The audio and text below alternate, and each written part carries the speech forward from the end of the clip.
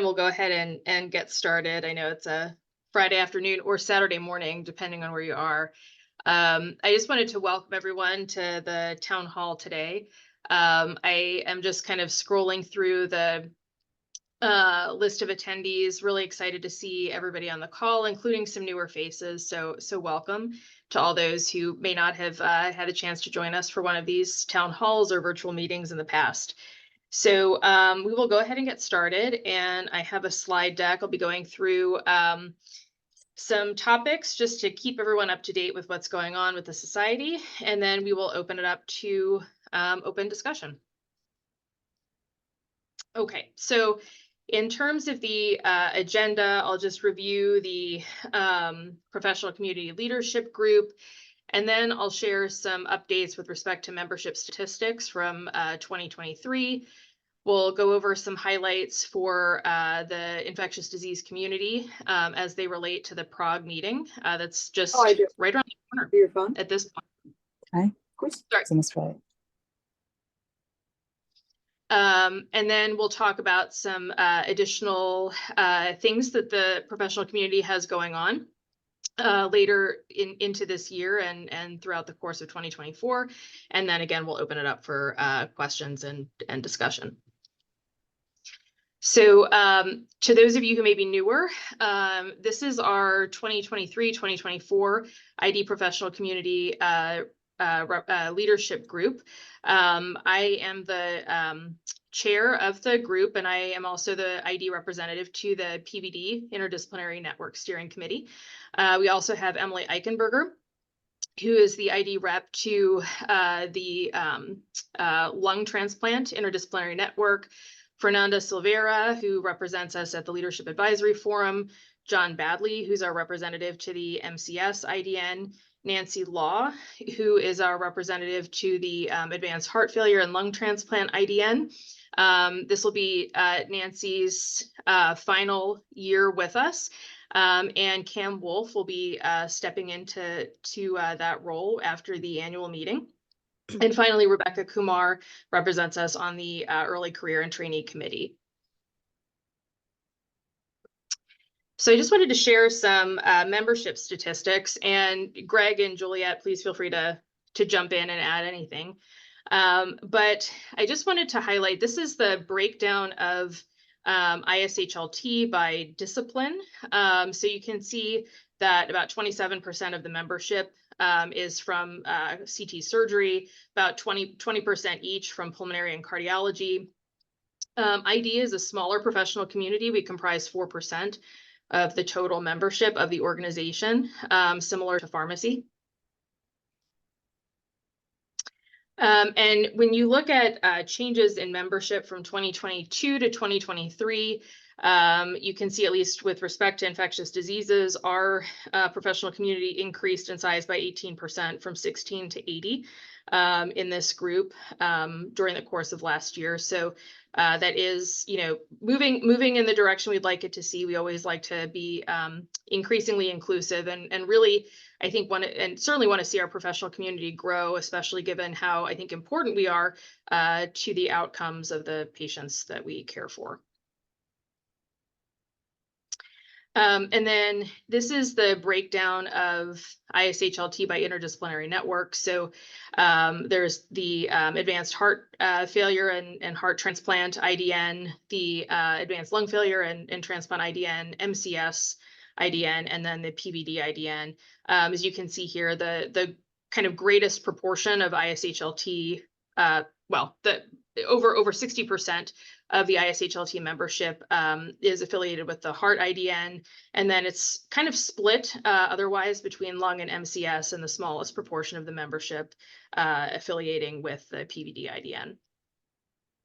When we specifically look at the IDN affiliations that our group has, about 45% are part of the, or have listed themselves as affiliated with the heart transplant IDN, 35% with lung, 5% with MCS, and less than 1% in PVD. I know this is just sort of how you kind of list your affiliation, I believe, on the website. Is that correct, Greg?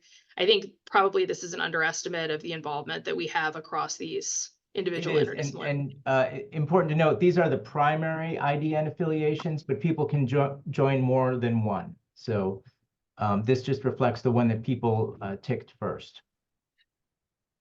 Great, thank you.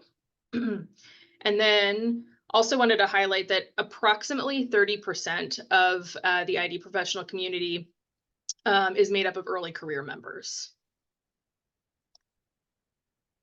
And then during the last fiscal year, I believe it was, ISHLT developed a new new due tiers based on physician versus non-physician categories, as well as where you are geographically located, whether you're from a high or middle or low income country.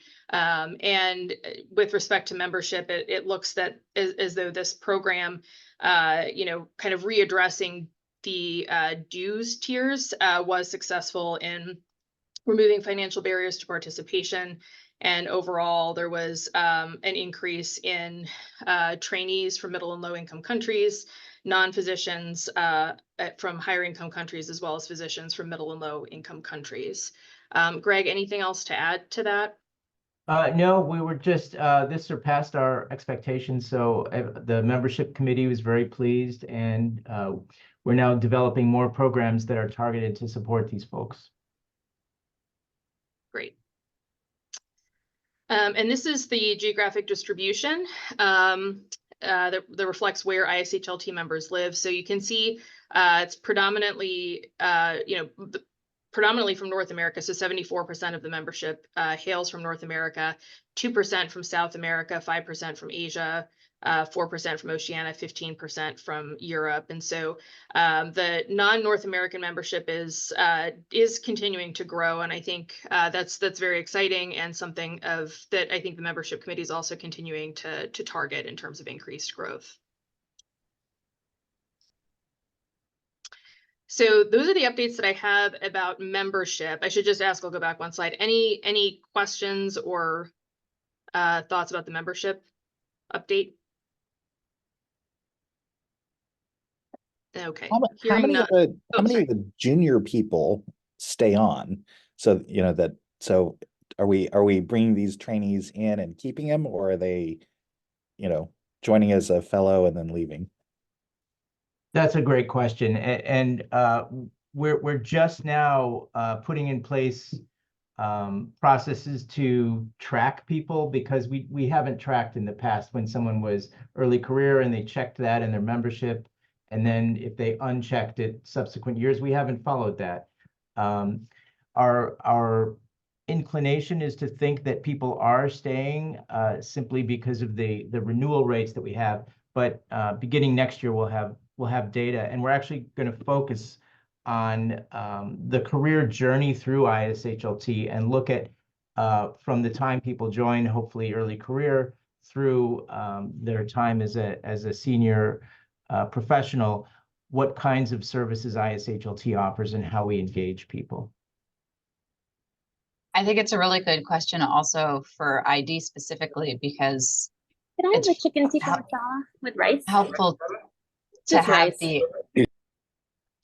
have the improvements in the sort of membership rates for different groups of people, but our salaries are also about 50% of the salaries of the other, or less, of the salaries of the other professional groups in ISHLT. So, right, like the CT surgeons who make up 60% of the group also make 3 or 4 times as much money as me, but pay the same. I would be paying the same dues. Yeah. And I also see a lot less content directed to me specifically, and fewer opportunities for me to participate in the activities that ISHLT sponsors. So it's a high cost for a low return sometimes. Yeah, I think the other thing to tee off of that is ID may have different people paying for their dues as well. A lot of, I think, ID people, they may be paying for this themselves because this may be their second or third society membership, whereas again, the surgeons and the pulmonologists may be primarily the program. Wait, other people pay for it for us? Sometimes. Yeah, no, those are all really, really great comments, and yeah, I think it's important to consider, you know, the value of membership versus kind of how much you're actively engaged. So really great feedback. And if I can add, hopefully that's what meetings like this will allow us to do, is elevate the ID voice within the society and develop programs that are relevant to this group. That's the whole goal. Yeah, and I'll say definitely especially over the last year, there's been for sure more movement in that direction. So so more to come. All right. So just a couple announcements about the Prague meeting. So it's April 10th to 13th. Just to let everyone know, early registration, if you're planning on going and haven't registered already, ends on February 15th. So after that, the rates go up. So so just keep that in mind. There are some pre-conference workshops on Tuesday, April 9th. There are 3 academies. Oh gosh, I'm blanking. I think there's a heart failure, heart transplant academy, an MCS academy, a PEDS academy, if I remember those correctly. And then there's also a DEI workshop that's really addressing, you know, increasing access to care and improving equitable outcome, or improving equity and outcomes. If I remember correctly, also believe that this DEI workshop is not associated with an additional charge, but you still have to register. Is that correct, Greg? Correct. It is free. It's supported by the ISHLT Foundation. Great. A couple of other announcements. You know, the ISHLT website has a really nice meeting site. Just a reminder to book your hotels. I know they're running low, if not mostly sold out, is what I'm hearing. But definitely keep an eye on hotels if you still need one. And there's a lot of, I think, helpful information about travel and transportation, including you know, guidance with respect to visas that may be required for some people. So definitely check that out. The ISHLT scientific program is available online. You can access this. It's essentially, I think, through the Oasis platform. You can go and kind of search by program by day, primary core therapy, and what's not shown here is you can also look for content that's relevant to ID. I want to say off the top of my head that I saw something along the lines of 7, I think, primary ID sessions, although ID is certainly included elsewhere within the meeting. So if you want to get a sense of planning and what you'll be seeing at the meeting, this is a nice tool. And then at the annual meeting, there will be both interdisciplinary network meetings as well as professional community meetings. So the IDN meetings are all effectively kind of close to the lunch hour on Thursday and Friday. As you can see here, the professional communities are all meeting in addition, and those meetings are all from 6 to 7:15 p.m. I believe that's sort of after the exhibit hall opens, if I remember correctly.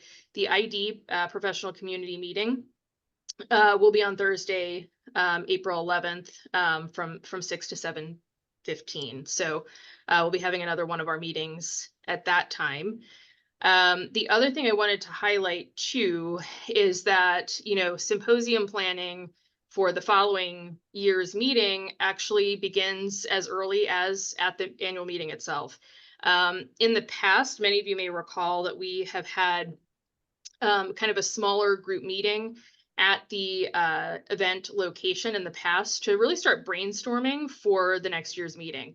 And so just thinking ahead to ISHLT 2025, which will be in Boston, wanted just to remind everyone that symposium proposals are typically due at the end of June. I think this year they were due around June 26th or so.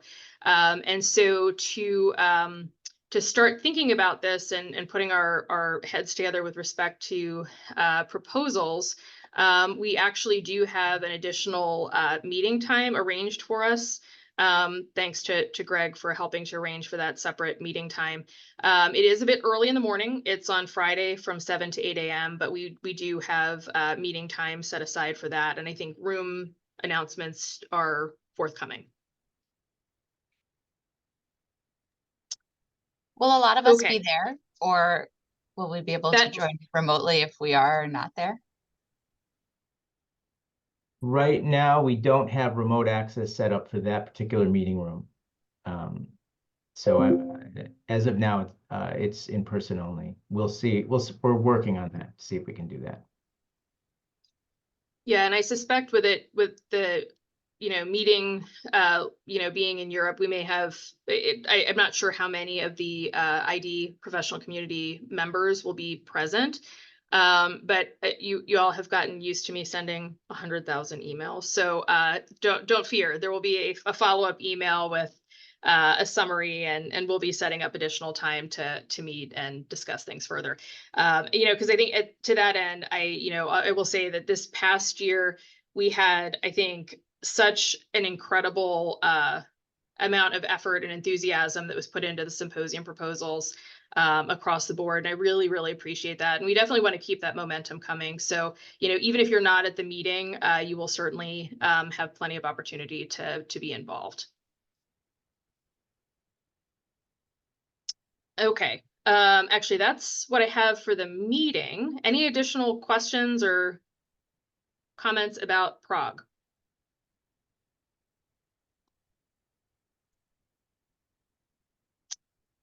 Okay, hearing none, I will just move forward and highlight some of the other activities that are ongoing. So many of you may recall that I think we talked about this, oh gosh, several months back.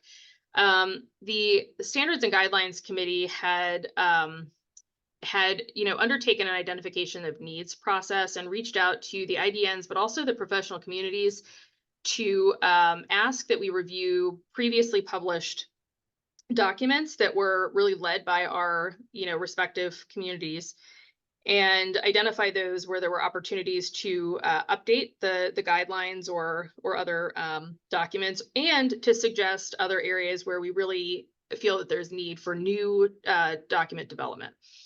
And so we had identified, the consensus document for, prevention and management of MCS infections, diagnostic guideline for thoracic organ transplant recipients, guidelines for fungal infections, and definitions of infections in cardiothoracic recipients, all as areas or documents that really would benefit from an update, and identified a need for a document related to diagnostic and antimicrobial stewardship.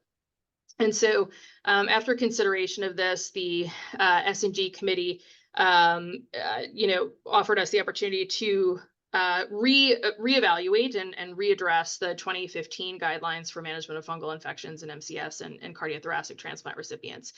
Certainly there will be more opportunities moving forward, but that was the item that was moved to the top of the priority list. And so we had put together an initial application and submitted that to S&G for initial review in November of last year. And some of the updates that we felt that this document would benefit from were inclusion of Lamentaspora and Candida auris, expanded focus on invasive candidiasis in thoracic transplant recipients and those on MCS, inclusion of temporary MCS, and updates on diagnostics and management. And we received feedback from S&G. So this application was reviewed, and actually, given the length and the size of this document, it was actually felt that the document would benefit from being certainly shorter, and actually us having multiple documents developed rather than a single document.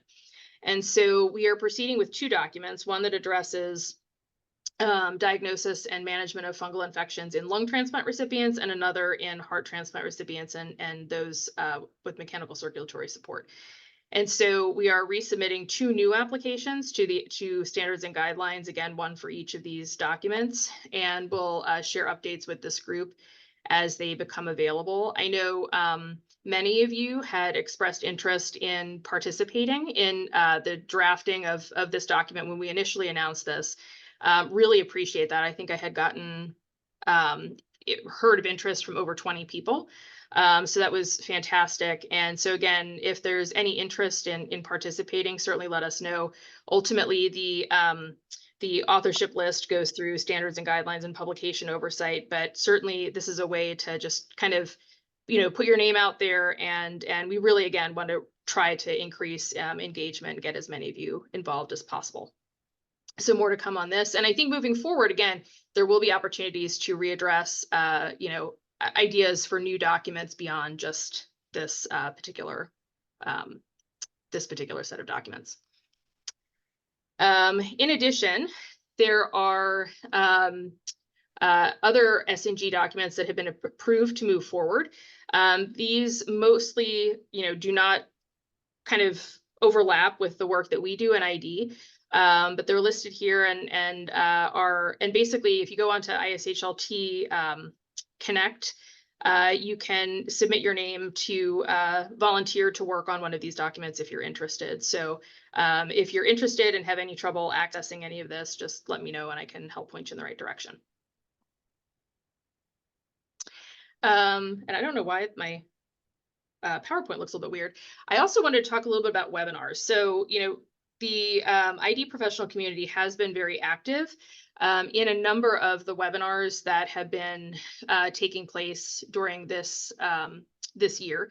So just to highlight a few, so back in December, the Heart Transplant IDN presented a webinar on heart transplantation in patients living with HIV. This was, clearly an ID heavy topic. And so we had speakers including Jonathan Hand and Emily Blumberg. This was very, very well attended and an excellent webinar. Last month, we had a really fantastic collaboration between the pharmacy professional community and the ID professional community. And we presented a webinar entitled Where Pharmacy, ID, and Transplant Collide. And really the focus was myth busting and addressing issues surrounding, timing of vaccines, whether or not to treat any CMV viral load, and whether IV antimicrobials are always better than oral. And so these were really great presentations. And in particular, thank Yona Tori and Orla for their involvement in this. It was a really, really great webinar. And I will say, I think, okay, here we go. There were 91, just so you guys are aware, there were 91 registrants for this webinar. 48 were in live attendance. And then as of the other day, this webinar had gotten an additional 135 YouTube views. So I think, this just underscores that this was a really effective collaboration and had, a fair amount of interest among ISHLT members. So a couple of months ago, I had also sent out a survey to this group inquiring, about what you all felt were your priorities for ID professional community webinar content. And so I had received 20 responses. 65% were in favor of something related to antimicrobial stewardship. 60% were in favor of a CMV webinar, and 50% were really interested in a fungal infections webinar. And so, whoops, I lost my mouse here. So for the dedicated ID webinar that was scheduled for February, in keeping with these responses, we proceeded with a stewardship webinar. And so this will be held on February 27th. And, we thought that it was also a really nice opportunity to, again, collaborate with the pharmacy professional community. And so this will also be another one of those collaborations. So we'll be discussing duration of antibiotic therapy for common clinical syndromes, IV to PO conversion, and fungal diagnostic stewardship. And so just wanted to especially thank Emily Eichenberger for all of the work that she's done in helping to coordinate this. And as you can see here, Nicholas Muller and Nancy Law will be representing ID during this webinar, and Tara Fala will be one of the pharmacy PC members who will be participating. So really looking forward to this. Please don't forget to register. And this is going to be fantastic. Now, I think we had gotten a lot of positive feedback about additional, to date 23 registrants. I think that number may have gone up. But we had gotten a lot of feedback about wanting to increase ID visibility and the opportunity to hold additional webinars. And we thought that CMV was a really important topic. This was a priority topic from the community and something that's not being substantially addressed at the annual meeting. And so thanks to Greg and Juliet and others, we have the opportunity to present a second ID webinar this year. So the date is still to be determined, but it will follow the annual meeting. And so this will be a dedicated ID-led webinar on CMV and thoracic transplantation. So more to come on that. I know that there were a few people who are interested in working on developing this webinar content. But if you are interested in participating in any way, shoot me an email. We would love to get you involved. Oops. Oh, I don't know what happened with my slides. Okay. This is the last slide. So JHLT Open is a newer publication. And sorry about that. A little while back, the professional communities were asked about topical content for special issues or special editions. And so the ID community had suggested fungal infections, stewardship, and medical education as areas of topical content. Yeah, I understand that the editorial group is moving forward with the first topic that has come from anesthesia and critical care, I believe. But after they have this first special edition done, they'll then be reaching out to the individual group professional communities who had submitted ideas for content to, I think, better address those opportunities for special editions. Anything else there, Greg?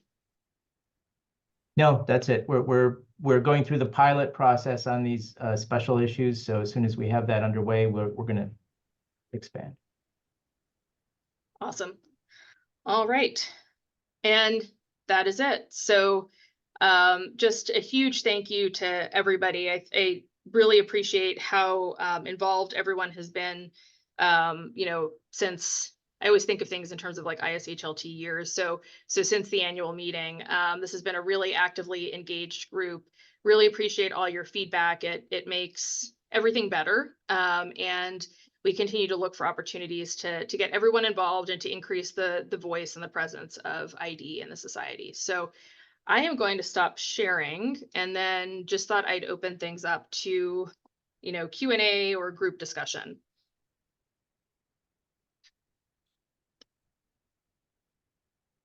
Oh, and thank you, Saima. I had forgotten to mention that the new definitions for MCS infections that address acute and durable devices are coming out this year.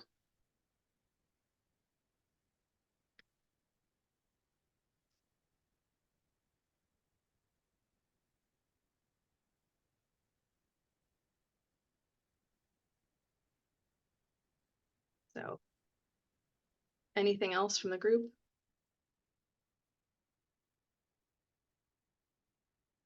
Okay.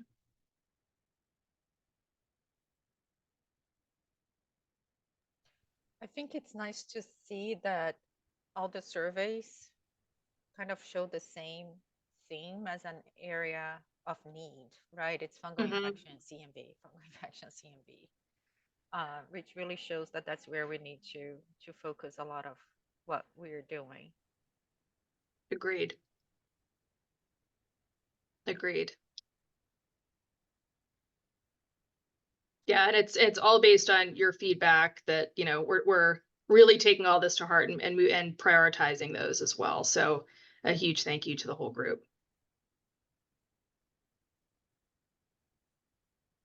All right, so we probably there still any- need to. Sorry, this sorry, is go all ahead. I hear. Yeah, I was just saying we probably still need to really find opportunities for stewardship as well. I mean, it does come in the list of three, sort of it might be after Yep. fungal and CMV, but it's sort of something that, sort of we have struggled to get into meetings. So we must find perhaps other opportunities to put into other areas like the webinars, and I know that we're looking at that. But the JHLT Open, so it may well be something that we could you find an opportunity. So we always must look for the opportunity. I think it's really important, despite in addition to fungal infections and CMV. Yeah, and I think I think it's a great point, Orla, and I think it's an area where we can try to be a little bit creative in figuring out different avenues to get all of those issues addressed. I am excited about the stewardship and the CMV webinar. Certainly, there's much more to do than just the webinars. But I think that, to your point, the potential special edition in JHLT Open dedicated to stewardship could be really interesting. I know that was done with in TID not too long ago. Yeah. Yeah. How many articles do they want for their special editions? Because I think that's the other thing to think about, because sometimes it's hard, especially if it's just heart and lung transplantation. Yeah. Yeah, that I don't know. I can tell you there's no upper limit, but we're looking for a minimum of 4. Because it's virtual, there's a lot of flexibility. And actually, the way that it works is there is not a single, there's an open date, but then there's not a closed date. So a virtual special issue on a theme can have articles added to it throughout a 1-year period. Can I, it's Alan Gamble from Sydney Down Under. Can I add my congratulations also, Steph, to running a very tight meeting. It's good to see. Also good to see a few other faces that we all know and love. The way that I conceptualize ID is it's a bit like an iceberg. Whom you see is the tip of the iceberg, but the rest of it are all the people in the society that are quite interested, variably knowledgeable, but need some guidance and need some help. They may not be card-carrying members, but they should be there and involved in any symposium or talk. And I think a lot of this comes down to programming in the committee meetings as to how you then weave the themes of ID through almost every presentation or session that we have, so that there is something which is relevant there, and we continue to educate those who don't sign up as an ID member, but they're still interested because their patients get infected. And building bonds, building bridges is a critically important thing. So ID is seen as a welcome partner, not somebody who says, well, you shouldn't do it that way, you should do it this way. That's not to say that we all can't learn as education improves, but well done again.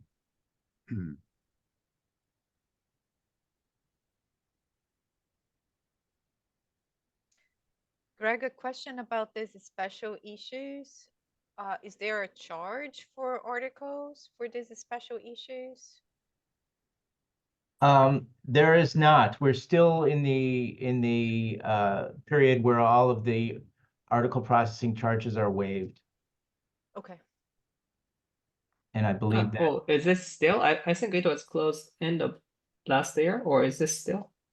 I mean, that was exactly what I was going to ask. Thanks. Yeah, that's a good question. Let me verify that. My understanding is that that waiver continues.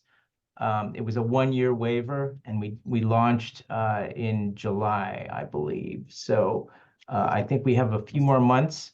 After that, there will be a discount for ISHLT members off the charges, but that's a really good point, and I will confirm that, and we'll post something on JHLT Open, because clearly we don't have the good information out there.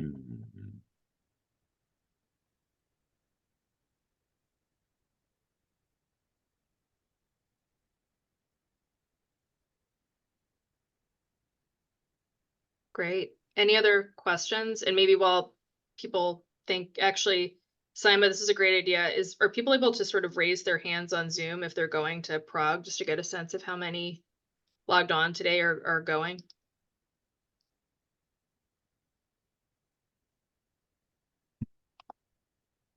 All right. All right. I'm losing track. I think I'm counting over 10.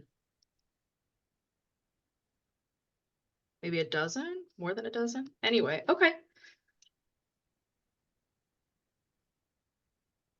Cool. Well, definitely looking forward to seeing all of you there.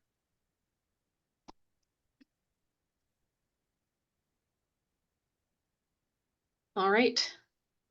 Well, again, that is all I have for today. Unless there are any other questions, comments, topics that anybody wants to bring up, I think we can wrap up early on again, Friday afternoon or early Saturday morning. Right. Thanks all. Thank you, Stephanie, for your great leadership. Thanks, everybody. Well- Nice to see all you guys.